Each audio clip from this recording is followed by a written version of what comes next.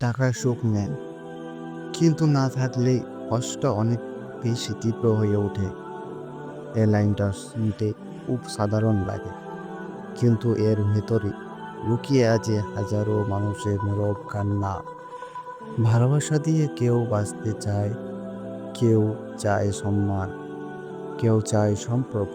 কিন্তু প্রশ্ন হলো, যখন খালি পকেটে বাজারে যেতে হয়, তখন দোকানদার তাকিয়ে বলে, কাল মূল্য হবে না ভাই। তখন ভালোবাসা দিয়ে কি হবে? কেউ বলে, টাকায় তো সব কিছু হয় না।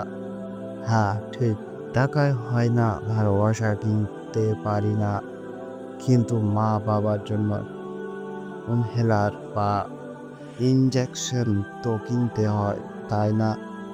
যখন পকেট ফাঁকা হয়, তখন বন্ধুরাও পাশে কম থাকে।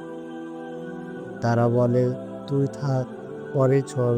তখন বোঝা যায়, টাকা না থাকলে কষ্টটা শুধু নিজের না, সমাজ তোমাকে নিচে নামিয়ে দেয়।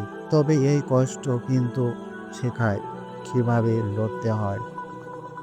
জীবনের প্রতিটি অপমান একটা করে সিঁড়ি হয়ে দাঁড়া সাফল্যের পথে। তুমি যদি আজ হার না মানো, একদিন সেই টাকাও থাকবে, আর সেই সুখটাও তুমি নিজে তৈরি করবে।